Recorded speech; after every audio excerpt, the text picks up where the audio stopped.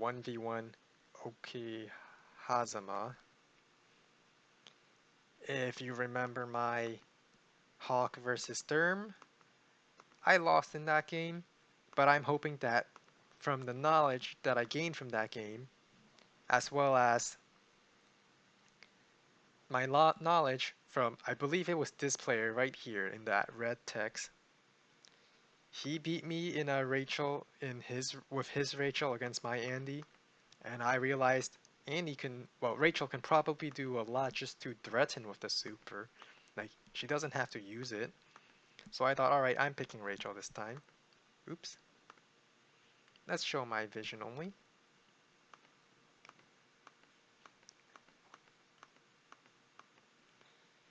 This infantry is taking 2 turns to reach a property anyway, so I might as well spend the first turn sliding him forward.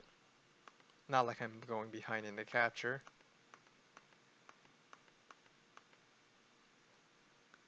Alright, just the normal capture phase.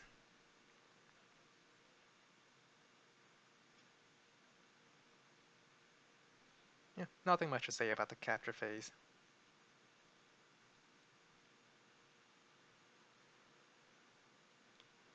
I go for a recon.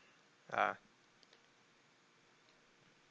it's for vision, but I also plan to interrupt some infantry captures early on. My opponent goes for a tank. And I believe I was playing a little too quickly. I meant to move this infantry to capture this property, but I just moved him to the only tile that... Well, not the only tile, but I moved him to a tile that I can't reach it, so... Whoops.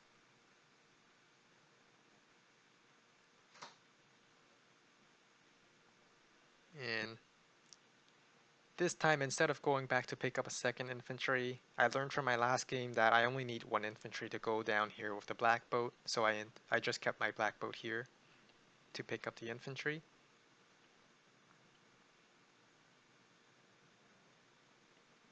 And since I have my infantry up here, I assume my opponent will also have an infantry over here. That's why I sent my recon down instead of left.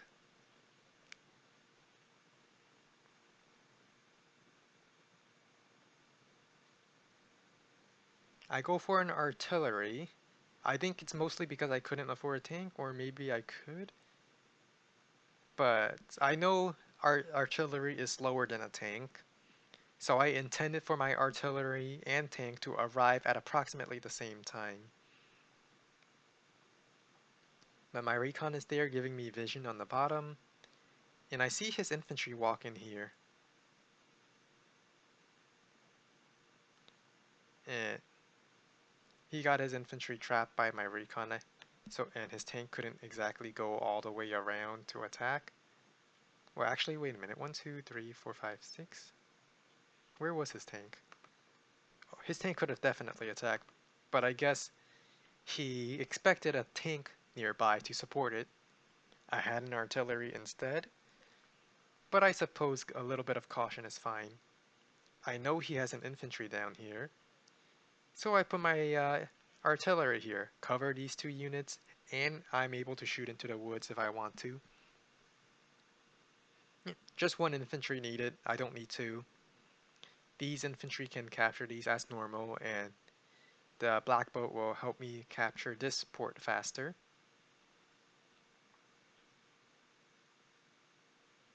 By the way, I make sure I manually move my black boat this way, because you never know if your black boat will, if you just click here without actually choosing the path, your black boat will very much get trapped by this recon.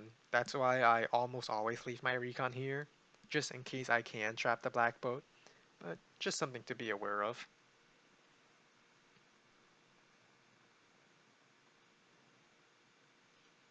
I only see 1 tank, I don't know his second tank is here. But he is playing cautiously, he doesn't want to attack because he fears of a counterattack. So I thought, alright, his tank is over here, it can't support this. So I get another free, so that's 2 infantry dead. And I decide, just in case, I'll put an artillery here. Perhaps it was better to leave it here to support my infantry capturing? Perhaps.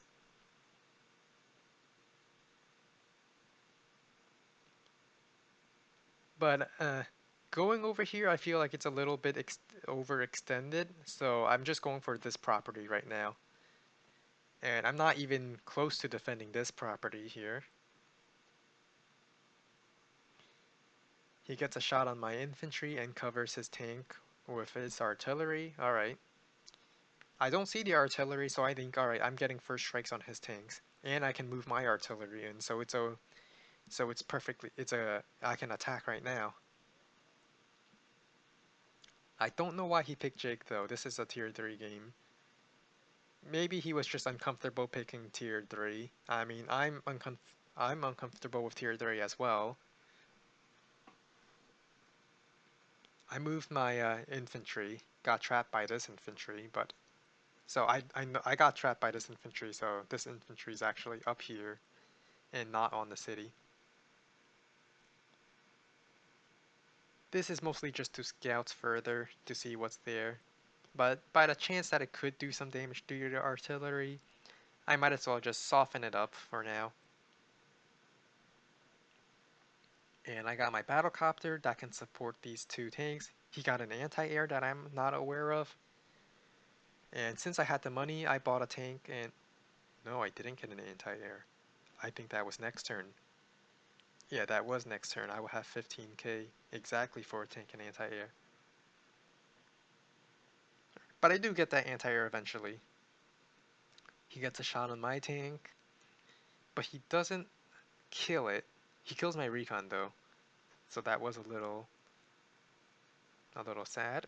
But I feel like that recon killed 2 infantry, so it did pay for it. Like not exactly pay for itself, but it did prevent him from taking this property, so it kind of did. And I do believe in unit count, so I killed a tank. He damages the exact amount of value for one of my own tank, but he probably picked off a few infantry too, so... But I am ahead in the vehicle game, and that's what I cared about. I had just enough fuel to save my black boat, not that it will really do much other than boost infantry forward here.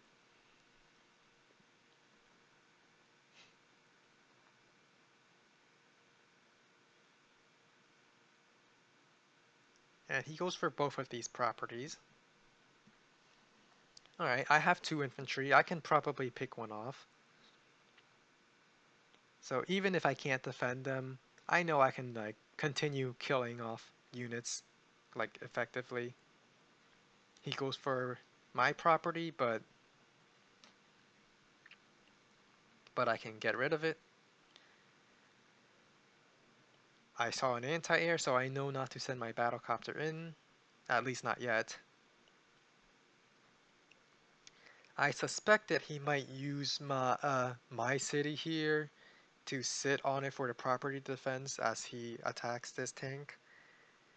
So I thought, might as well put artillery to cover that city, so that if he does use the defense bonus to attack my tank from it, I get a nice artillery shot on it. And I don't know why, but I thought maybe I could trap something. He definitely saw the tank moving though, so that was a... I just put my tank in range of his artillery for nothing.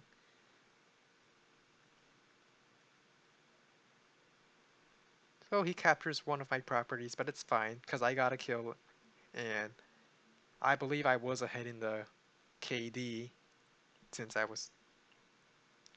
He finishes off one of my tanks, but at this point he is extending because I'm around 2 turns. This battlecopter is 2 turns within the range of my base, and 1, 2, 3, not even 3 turns within range of his base.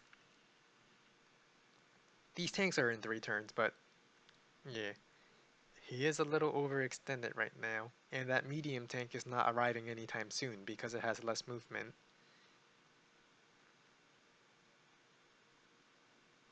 So I know he has an anti-air. I get a shot on his tank with my artillery. I get rid of his battlecopter. I get rid of his tank on it. And I send my infantry to deal with his infantry, but mostly so that I could. Oh, yeah, I just kill off infantry, and all my tanks get nice shots anyway. I wall off my battlecopter completely, and I was hoping for a luck roll, but that didn't happen. Alright, I send my infantry back, and I plan to repeat the cycle. If he sends another infantry to capture it, then I would just send these two out there to attack again. Simple as that. He does have his superpower, but I believe this medium tank. I mean, I recognize the value of medium tanks after that Hawk versus Sturm game a few weeks back. So I think I do get a medium tank eventually. I do have the money for it since I spent a turn building 2 recons.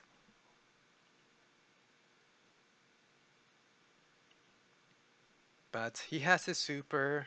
I'm about to get my super as well. So I just play defensively. Where if I capture this property, we will be even in income. And I decided since his units might be here, maybe I should start shifting up and start taking this property back. Like, I don't plan to go any further for now anyway. I plan to just take one property so I could be ahead in the income. And I'll use the recons to make sure nothing is in the way. And I built my medium tank because I know I want to secure kills basically.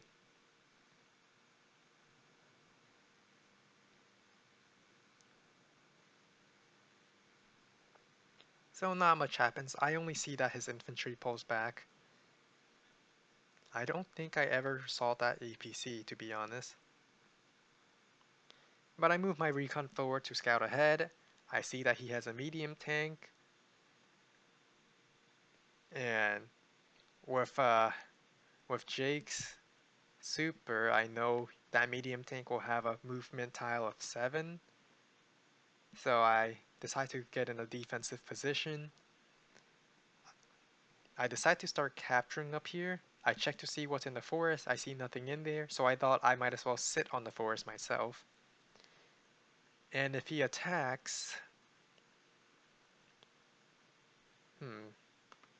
My battlecopter isn't in range, but I suppose if he attacks here, maybe he might use his super just to kill 2 tanks, and it's fine because I am ahead in the KD. So if I lose 2 tanks at the... if I can make him use up his superpower to destroy just 2 tanks, then I'm all for it because he would use his superpower for almost nothing of my army.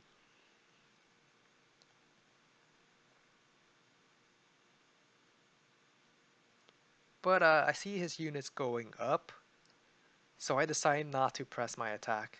Besides, I'm getting this property, that's all I plan to take anyway. So after I take this property, I should just pull back and wait since I'm ahead in the income. I kill off that infantry, don't know how I got trapped in there. But yeah, I just pull back and maybe take more shots at his infantry to stop, like to delay his ability to capture the properties back.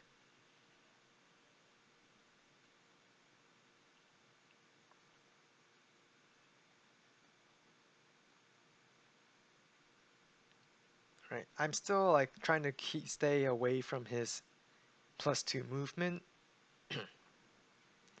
He knocks out my recon, alright. And he covers his artillery. But I have my superpower now, and I think it's actually starting to play a big role because if you notice, well, I didn't see it, but he's spacing out his units quite a bit. And if you're spacing out your units, that means I can just group up into a death ball and focus on one side of it. But of course, I don't actually see much of it since he knocked out my top recon, and he's mostly hidden on the bottom side. So I decide to get some vision. I see he has two medium tanks. I don't see this, but I saw it move in there, so I know a medium tank is in here. And I decide to pick off some infantry just to slow down his capture. But while I did not know this at the time, the fact that I killed this infantry just redirected one of the infantry missiles. By killing that infantry, my infantry got trapped by the artillery, by the way, so this one is actually over here. By killing that infantry, I just redirected a missile so that all three missiles are now down here. And yeah, this is a pretty painful one. I decide to go in, knock out his air defense so that my battlecopters can go in. I didn't know an artillery was in there, but good thing I spotted it. So now I move in, I crippled his army, I realized two of my missiles hit my own recon, so I know I probably hit something good in this area.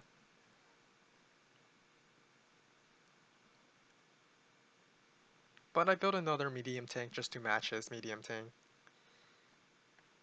I have two anti-air, so I know an anti-air is definitely important because you definitely don't want to be behind an be like you would definitely want enough anti-air to zone out his battlecopters, or at least not risk losing your anti-air suddenly. Like I was able to destroy his anti-air, and then I send in all my battlecopters. He doesn't see them, but he does see one, and I believe that was enough since he doesn't have any air defense left. But yeah, I was playing one tier above, so it is hard for him to continue fighting, especially if I just never extend, if I just stay in the back. If I just stay in the back with my properties and I not advance, he can't really do much because if he does try to attack, he either groups up and attacks one area successfully but gets hit by the missiles, or he attacks separately and attacking separately would mean that I get to pick off his forces however I want because they're isolated. So it is pretty tough, especially since he's down in the KD at the time. But yeah,